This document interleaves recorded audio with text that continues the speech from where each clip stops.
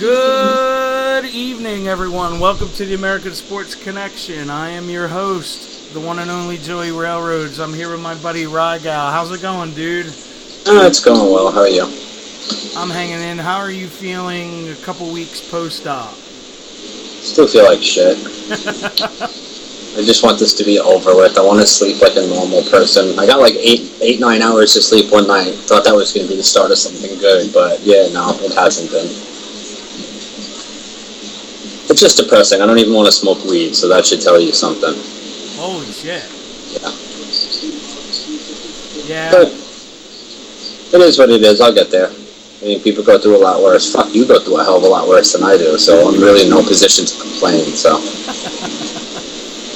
Alright, we're going to start with NXT since that's the most recent thing in everybody's mind. What did you think of the show? I think it had its pretty good high points. I really liked how they introduced Roderick Strong. We were just talking about that. I thought they did a really good job in not burying the guys that they were fighting, because everybody knew Austin Aries was going to win. I mean, like, that team was going to win. And they did it in a way that the next time we see, was it Dozovic and whatever the other guy's name was, they don't come across as jobbers. They put up a really competitive match. Yeah, where it's just like, oh, it's those guys that got killed in 2 minutes. Yeah, which doesn't do anybody good, because if you ever want to have a future with them, you can't start them off by being fucking jobbed out immediately. So I like the fact that not only were they not jobbed out, they had the offense a lot of the time. It wasn't the heels just steamrolling them, and at the end, they built themselves another tag team. So I thought that was real cool. There was something on there that I was like, and now here's where we get to the shitty part, but I forget what it was. The sanity thing? Yeah, bro, they need to get rid of that right now, because that chick, that's indie stuff. That's like wrestling in front of 15 people kind of indie stuff with how over the top her antics were. That's not wrestling. It was so cringeworthy. Like, none of this is good. None of this is cool. Like, you don't look like a psycho. This looks so overly staged, punching yourself in the face, scratching yourself like she came off more like a heroin addict looking for a fix than somebody who was insane. That was fucking terrible. I think the crowd realized it too, because the crowd just went silent, like, what are we watching here? Like, I want to get over the... This is my whole thing, and it's not a knock to those people that are in that with Eric Young, but they are not exactly, like, well-known people. Like, they were, I don't want to say jobbers, but they were basically, when they were ever on television, they never won. Yeah, but I mean, like, for me, I don't, like, a lot of people don't even realize that, because apparently it's not the same person anymore. It's a new gimmick. It's a complete change. And WWE does that to forget the past. So if people are looking over a world with their last gimmick, because they know wrestling's fake to begin with, well, their last gimmick they were booked to lose. If people are looking through it with that spectrum already, then it's destined to fail. So I was just more like, I don't give a fuck about this, and I care about it even less now that I've seen what you're doing. Like, it was so cringeworthy, that whole segment. It reminds me of, dude? Like a bad ripoff of The Decay. Yeah, with absolutely no direction. They knew she wanted to be crazy, but they never told her how to act the right way, because she just came across like a drug addict or like a fucking zombie that... Yeah, like you were saying, like somebody that acted like they needed a fix. It was more comical than anything else. Like, okay, I get the point that, you know, she wanted to attack after the match, but it was just like, she didn't come off as ravenous, she didn't come off as rabid. It came off stupid. It came off fucking corny as you can get in wrestling. If I had to show that to my fiance and try to defend it as this is why I like wrestling, I couldn't. That's like Monday Night Raw, Katie Vick level of this isn't working. No, I agree with you, and it's just, I mean, I like Eric Young, I really do, but it's just, this is a weird, like, it's just hard for me to, like, get excited about it with, like, Nikki Cross and Sawyer Fulton and the other guy whose name is escaping me. See, I wouldn't even care who it was if the angle was done right, because before any angle is introduced to us, we don't know the people. It has to be done right. I mean, I don't give a fuck if it was James Ellsworth in there. If you could do something that makes me want to watch, I don't care if you'd make John Cena like a voodoo priest, so long as it's believable, so long as it's entertaining. Right. You know, you could debut a new black guy and have him as like, Mr. Corporate America, and it doesn't make it a bad gimmick because it's a black guy in a suit. It's just that, if it's a terrible gimmick, it's going to be a terrible gimmick. No, I agree. So. The other thing I really liked on the show was the Patrick Clark thing. I could get behind that so long as it doesn't become too stereotypical, because it's like Orlando Jordan 2.0. Yeah. But, let's just see where they go with it. I mean, they could go very, very, very bad with this very quickly. Let's just hope that they don't, because I'm enjoying it. I think it's different. And the kid proved that he has talent. Yeah, I just, I don't want it to become a solely comedy gimmick. I mean, like, it would be interesting to see, like, a guy portraying a gay guy who isn't, like a feminist. Yeah, that would be interesting. I mean, Joey Ryan did one in something that never got released. It was called the Wrestling Revolution Project, and some of it had been leaked. And his character on it was a guy named Chase Stevens, he was a gay wrestler. He wasn't like, oh my god, kind of gay. He was a guy who punched the fucking shit out of you, beat the hell out of you. It's just at the end of the day, he happened to be romantically attracted to men. It was not done sterile. It was one of the best promos I've ever heard. His coming out promo, because he didn't come out like a faggot. He came out like a guy who just happens to be gay. Right, because he really made me laugh. I don't know if it's been how long ago it's been, but he had a match on NXT. Patrick Clark, and was like blowing kisses to the fans and those types of things. Bill Patrick Clark? Yeah. That could be fun too, but it's how far are they going to go with it? I know. Because you could just be blowing kisses out to people, like how kings and queens do it. They're not trying to be romantic; they're just blowing kisses. But, I know what you mean. All right, well that's pretty much it for NXT this week. Now, I don't know where we go from here, because what did you think of Raw? Not much, because I really don't remember it. I know I watched it. To be honest with you, I had to reread the recap. Yeah, that's what I've been doing the last couple of weeks, but, just, I don't know if it's wrestling in general or just WWE. It doesn't interest me as much anymore. It really doesn't. Like, I'm getting so tired of having to defend it. I don't know. Like, I think I'm growing away from being a diehard wrestling fan. As hard as that is to believe, it's just, there's nothing. Like, now NXT's oversaturated. I know people are going to say now I'm complaining that all the talent is in one place, but it kind of is. Like, if I want to see Nakamura now, I have to watch WWE. I can't go watch New Japan and see somebody that I really like. I have to watch a WWE product, a WWE produced product. Like, if I want to go see anybody on the indies, I can't anymore. Like, unless it's like guys who aren't gonna get their break. Yeah, because it's almost like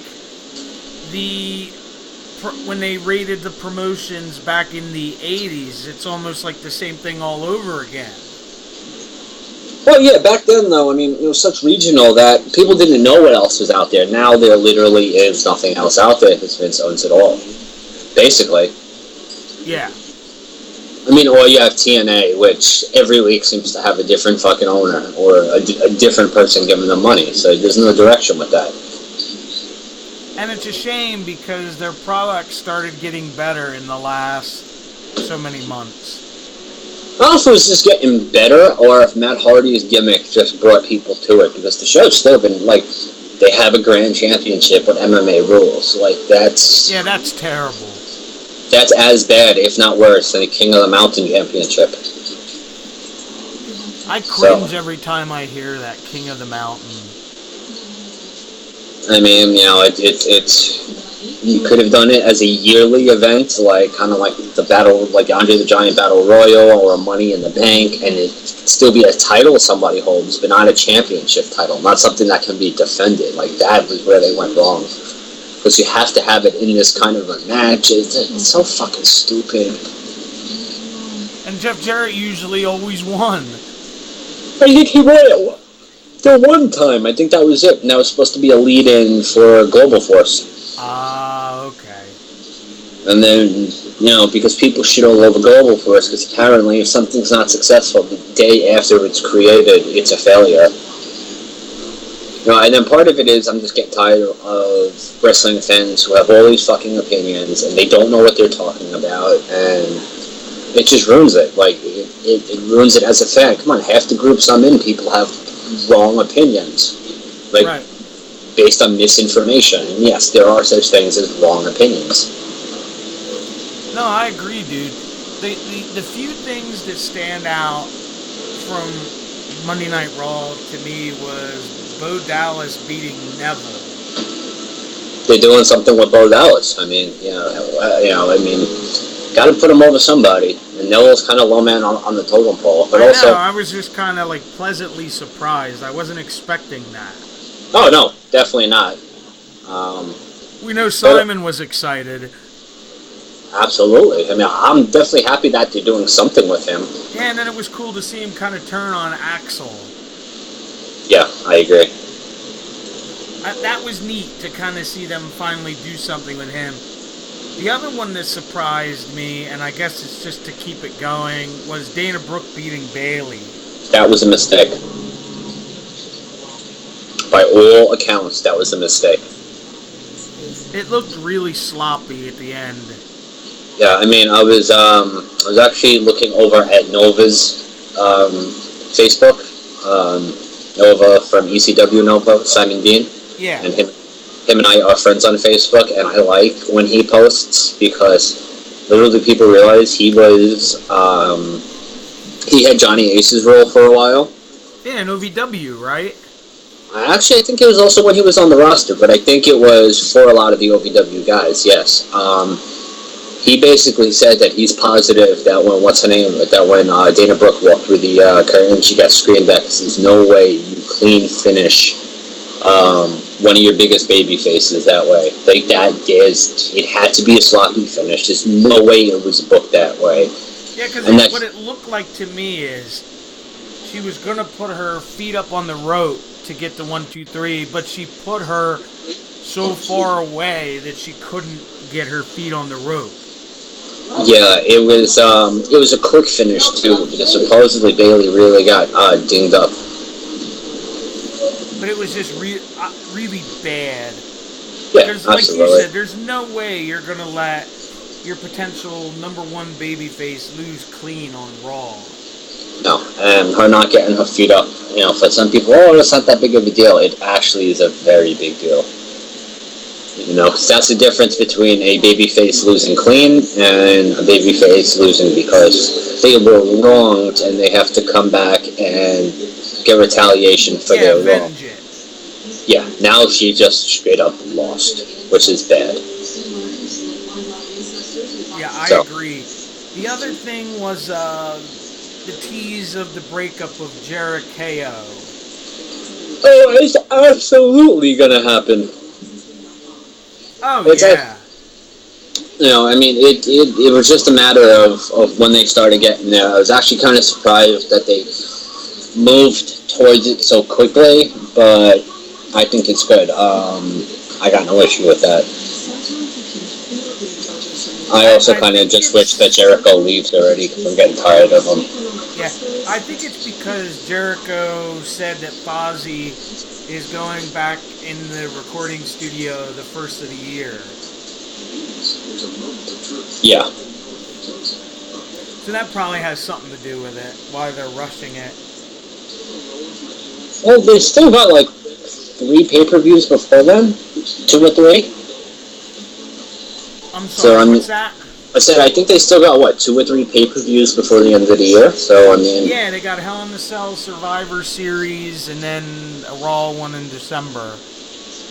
So yeah, so I mean, they still got 3. I mean, so is it a rush? Maybe, but is it getting stale? Because how many weeks in a row can you really expect Chris Jericho to get his ass beaten while Owens doesn't? And you know what I Yeah, mean? that's what I didn't like, because we've talked about this before, where it devalues Chris Jericho. Oh, yeah, no, I agree. I mean, I'm sure losing. I mean, I like. When the fuck did they bring it up? It was within the last couple weeks where they brought up Jericho losing to Fandango. Yeah. That kind of cracked me up a lot. I was like, that's a dig. And then the third grade humor calling him Sparkle Crotch. Yeah, that's all Vince knows how to do to get people over. It's fucking kiddie humor. Sparkle Crotch. I mean, granted, it got people chanting it. It was, it's funny because it's Jericho, but no, I know what you mean. It gets old quickly. I mean, I understand because it's more kid friendly. Yeah, I mean, it's just I just find it so funny though. Seth was like this uber heel last year, and now he's this kid friendly. He's gonna be the uber babyface. Yeah. I will talk about this, and I don't know your exact opinion about it, but I have an idea.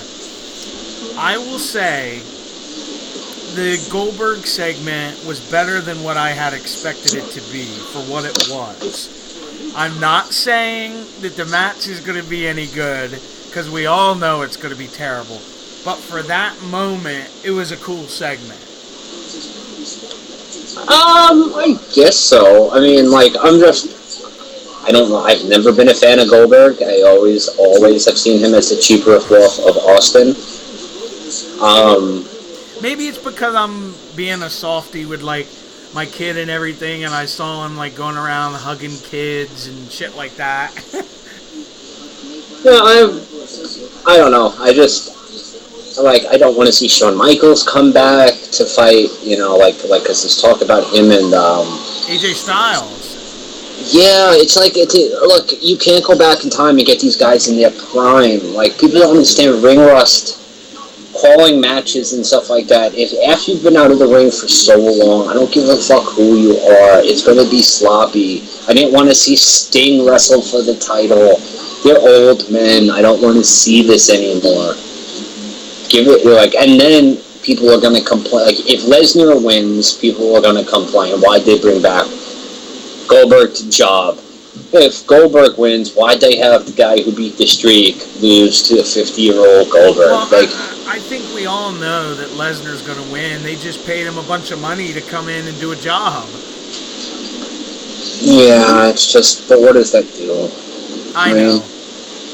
And Vince is going to have to realize they're running out of these Attitude Era guys, man. They're almost all gone. He's not going to be able to go pull a rabbit out of his hat and, I got this guy for WrestleMania.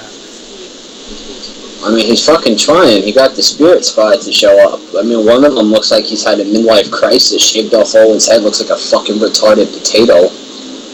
Yeah, that dude looked like he has not been exercising or wrestling in a long time. I think one of them is a born-again Christian who's become an MMA fighter, so he's had nothing to do. This, and he lives in, Israel or something. Yeah, I think that's Mitch. I think it was the one that his name didn't fit the rhyme scheme. Yeah, well, Kenny Doane, he's in fantastic shape. Yeah, he was engaged to RV Pussy James for a while. Yes. And then I think he cheated on her, and now she's married to Bram. And he got mad because Cena messed around with her. Not Bram, the other pointless English guy. Magnus. Yeah. No, Bram was the guy that was married to Charlotte. Married, or they were dating? I want to say married. Oh, okay. But don't quote me. And now she's off, with Kevin Love. So I guess Kevin Love has a thing for women who look like Ric Flair. I'm sorry, that's not an attractive woman at all. I know, I go through the moments where, like, if you look at her one way, she's alright, but then if you look at her another way, you're like, oh my god, it's Ric Flair. And I'm really beginning to, like, realize that Sasha Banks is fucking bald. Yeah, that's a weave. Yeah, I spoke to my fiance about it because, you know, she knows more about black women hair than I do, seeing that she's a black woman. And I'm like, do you think her hair, because it was one day, like, it was actually when she won the title the first time on Raw. She's like, is that a weave? I was like, I think so. And at the end of the match, seeing that half of her hair had been pulled back, she was like, yeah, real hair don't do that. And then she was like, wow, she has a big forehead. She really does. And the only reason you notice it is from when it, like, shifts.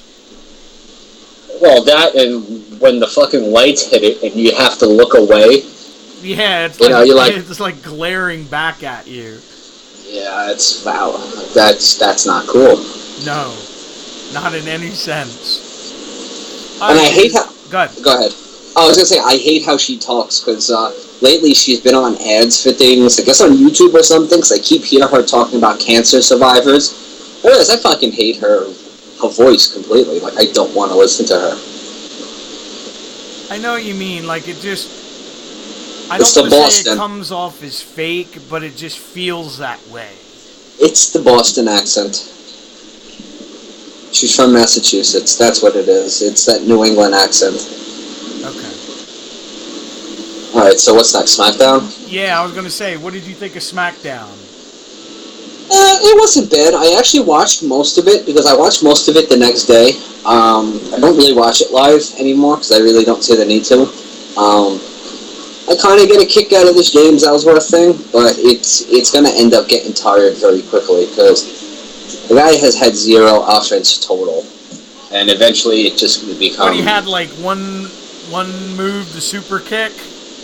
Yeah, and you know, I don't even know if that was completely done clean, or if Dean had done something, and eventually it's just going to get tired.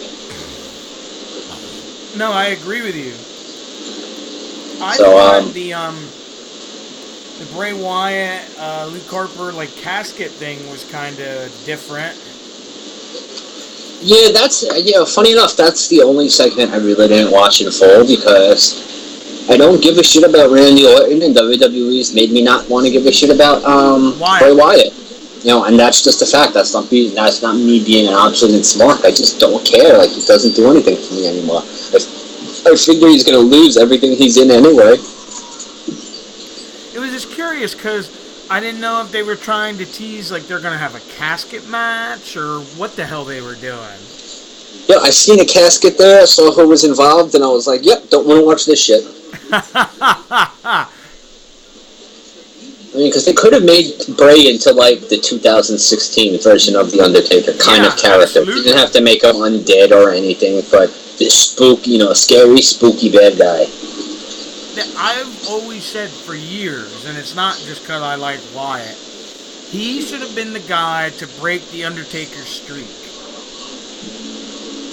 Yeah, Because it would have made him. Yeah, even if it wasn't necessarily at Mania, he definitely should have had a program with The Undertaker where he went over, and he went over strong. Yeah. Maybe Mania, but yeah, I mean, I think he could have benefited a hell of a lot more, because all they've done with Brock, I mean, Brock benefited a bit, but him being a former UFC champion is what does it the most. Really need it. No, because he has legitimate cred. Plus, what you just said, they could have made him like the 2016 version of The Undertaker, where Taker loses to him, and he kind of passes the torch over to him as the next creepy kind of guy.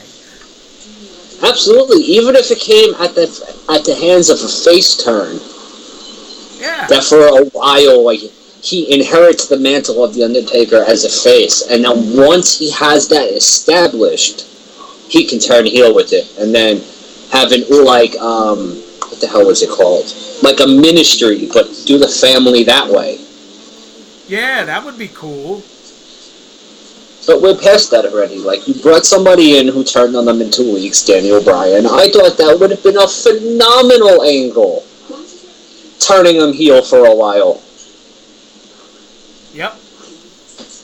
But it lasted too. Granted, it's the biggest yes chant I've ever heard in my life when they undid it, but it was like they could have done more long term with it. So It almost feels like they kind of shot their wad, so to speak, with the Wyatts in like their first year, where they did all these big things, and now it's like, okay, now what? yeah, how many times are you gonna have a member of the Wyatt family come back and like, oh my god, they're back together again before you job Bray out? And that's why, like, I was hoping for something exciting in their match with him and Orton. Like, if there was going to be somebody come, and it's not that I dislike Luke Harper, but he came back and I'm like, oh, okay, it's Harper.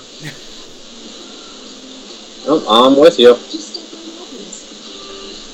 Yeah, that was just kind of like, eh. The other thing I thought wasn't too bad was the promo that Carmella was cutting on Nikki. I thought that was terrible. I think whoever wrote that doesn't watch the program. And what killed it for me is, why won't you tell anybody about you and John? There's 2 fucking TV shows. Like that killed the whole promo for me. No, I didn't hear that part. That's pretty bad because they're already on Total Divas together, and now they have their own show, Total Bellas. No, she legitimately said, like, she went the right way with, I thought it was cool how they're like, you're only here because of your relationship with John Cena. And then she legitimately says, how come you try to hide it? How come you don't tell anybody about you and John? Now, granted, Nikki responded with, have you seen the TV show? But that killed the promo for me. You know what I mean? Because at this point, like, you're having a main character on, like, you're not referring to the thing that you literally plug all show long. Like, that's all Daniel Bryan does, is plug the show. And you're going to have, like, that was so bad. Like, and then the other thing I'll say that annoyed me with it was she basically cut a John Cena promo where she's like, Nikki, you know, oh, everybody's always said this about me, and blah, blah, blah, blah, and I'm like, I mean, yeah, I mean, that was just, I don't like Carmella. I mean, I don't like the fake accent. Like, I don't like the real accent to begin with. I mean, I've grown up with it. And she does it so over the top that it's just no bueno. Especially considering she's from Boston. Yeah, she's another one that, like, please stop. The other thing that was really cringeworthy, and I feel so bad for him, was the shit with Kurt Hawkins. Yeah, I don't know what's going on with that, man. Not at all. I have no idea, and it's just like, it's kind of, you know, I don't know. It's bad. That was like really, I was like, wow. One of the other bright spots, though, dude, was the 6-man with Slater, Rhino, and Ziggler. Yeah, I love how the crowd's gotten behind, Slater. He deserves it, dude. I think so, absolutely. I actually thought they would have taken the titles off them by now. Pretty sure the next pay-per-view or their next defense is when they're going to lose it, because they really don't need it anymore. He's over. You've done what you wanted to do. Yeah. So.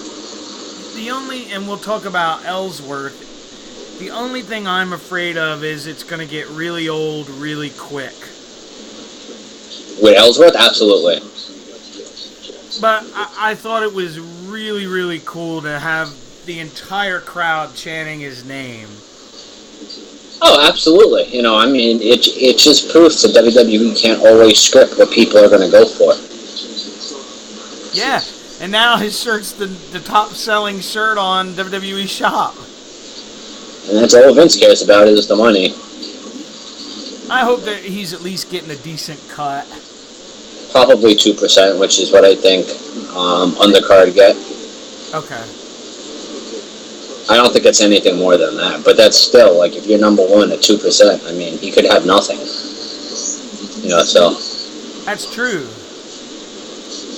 I don't think Vince would do that, but, I mean, he's lucky. I mean, like, I heard him on some podcast where he said, like, his booking price has gone through the roof just because of this. So he's making bank. He's probably made more already since he debuted than he made all of last year. Plus, he runs another company in Maryland. Yep. So, I mean, I agree with that to a certain extent, Lance, where he's like, he doesn't like the Ellsworth thing because it makes AJ look weak. Does it, though? Because he's not losing to Ellsworth. He's losing to Dean Ambrose. I mean, he's losing to what would be considered heel tactics being turned around. I mean, there's always been, what the hell is this? Not weak champions, but cowardly champions. That doesn't make them weak. I mean, that's my personal opinion, but if he got pinned clean, then yeah, absolutely. But he got pinned after Dirty Deeds, which is Dean Ambrose's finisher. So it's not like he just jobbed out. I wanted your thoughts on them doing the traditional Survivor Series matches this year. I think that's a good idea. I think it could be. I think if you can really create shit between the two different brands, eventually it can lead to a big payoff. If not this year, maybe next year it'd be like a brand versus brand for something. Because I always remember, and I'm sure you do as a kid, it used to be so cool. They would come up with like team names and everything, like the Rude Brood versus the Ultimate Maniacs. The Ultimate Maniacs, I remember that. Yeah. Yeah, no, I mean, I like the idea of it more so than it's been in years past. Like, now it actually seems like they have something to fight for. I don't want them to create a cup or a trophy or any of that shit. I want it to be purely storyline. Yeah, that, and I actually think, and people will probably go, no, you're crazy when I say this, but if you're going to have those types of matches, I would just have those 3 matches on the card, and if they're going to do Lesnar and Goldberg, that be it. No, like Survivor Series used to be, no titles on the line. No, I think it was always a title match. I don't think the whole pay-per-view was chock full of them. I think there was at least the world title. The first time I remember the world title being defended was when Taker beat Hogan. But that's still towards the beginning of the Survivor Series, though. That's maybe only like the 3rd, 4th Survivor Series, so I mean, it's something like that. Because I know he debuted at one of the early ones. 90, I believe. Yeah, whichever one the gobbledygooker, because apparently he was in consideration for that role. Yeah, and they were going to call him the Eggman. Yeah, thank God, right? Imagine that. Imagine Hector Guerrero ended up the Undertaker, and Undertaker was fucking gobbledygooker. Oh. Imagine how, like, Hector Guerrero has the streak. Yeah. Lance says in the chat that back in the day, they had no titles defenses. The champions were the team captains. Oh, okay. I mean, but I don't think that lasted very long. It was only a couple years. Yeah, so I mean, like, I don't have a problem if if the main titles are up, but, like, the secondary titles, I don't think should be up. I don't know, because I know, with everything, you've been playing more World of Warcraft. Have you, by chance, caught Bruce Pritchard's podcast? Oh, I wouldn't listen to Bruce Pritchard if you paid me. I don't like him. I've heard, like, bits and pieces. Well, apparently, and I heard this and I said this couldn't be true. He said the original main event for WrestleMania 7 was supposed to be Tugboat versus Hogan. Based off of what, though? Based off of just him saying that? That's what he was saying that Vince's plan was, originally. Oh. because I guess he was like in the know at the time. And as soon as I heard that, I just cringed. I mean, he did face fucking Zeus. Yeah, it couldn't be any worse. I mean, I don't know. I mean, it depends on the storyline that they were going. You know, I mean, they were basically going to make him Tugboat the Iraqi guy instead of Slaughter. Yeah. I don't even know how to feel about that because no, because I also have very strong feelings for them turning Slaughter against. I mean, a lot of people had a problem with that. Oh yeah. Oh no, I'm just glad we're out of that time period, that time frame. Dude, well, it was so weird because you're a little bit older than me. I was, I'll say, about 7 or 8 at the time. And it was funny because Slaughter was the bad guy on then WWF television, but yet he was on the G.I. Joe cartoons every day. Oh, so yeah, that's probably a little bit confusing. Yeah, I was like, what? Yeah, no, I can understand that. So that was like really weird. I wanted to ask you, dude, I don't know if you did, but did you listen to the Bruno interview with JBL? Not yet. I haven't watched a lot of that. I try to watch that stuff when I'm awake. I just watched a lot of other stuff when I'm going to sleep. Dude, it's a fantastic interview. Is it?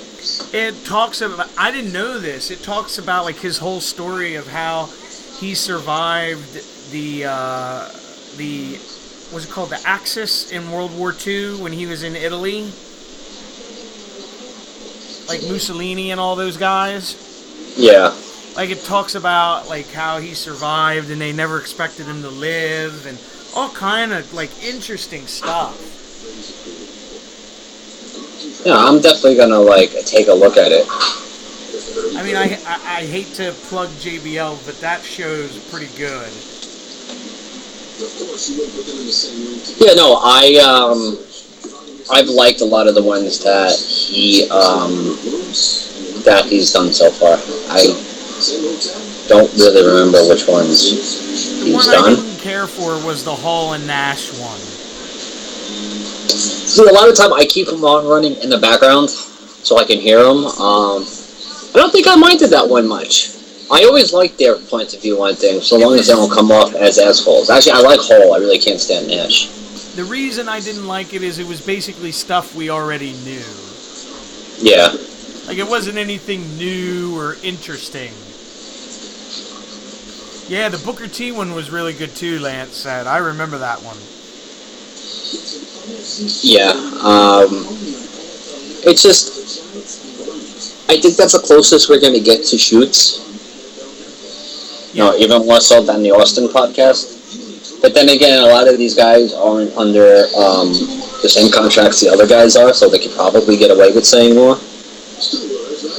And of all people, you would have figured Bruno would have just let loose on people, you know? Because he always, you know, was honest. Yeah. I mean, like, but, you know, I think it's good to have him involved in the current generation, because he's probably forgotten more about wrestling, at least the art of wrestling, than most guys now know. I agree with that. I was just glad to see them, like, make up, you know, over however many years they were fighting. I gotta give Triple H credit, man. He pulls it off. He got him in, he got the Warrior in, and, you know, got a lot of guys they thought would never come back in. Yeah, the one that won't come back, and you quote me on this, is CM Punk. Yeah, I kind of feel that way too. I really don't. I mean, and I think it's more so from Punk just not wanting to. Yeah, he doesn't need it. Oh, looks like I made a mistake in fucking Warcraft. Damn it. I set myself to fly to the furthest checkpoint away, and I will literally be here for the next 15 minutes watching my guy fly. I can't do anything about it. It's like being on like a tram. You can't do shit. Just watching them fly. Like, Pointlessly. instead of watch the tram car, it's watch the flying guy. Yeah, I'm riding on the backside, and I forgot old Warcraft sucked for travel. That's So I'll funny. be here about another half hour. Fucking idiot. Alright, everybody, we're going to get out of here for tonight. Don't forget to like, comment, subscribe, share, hit the thumbs up, all that good stuff, and we will see you back next time. Have a good night, everybody.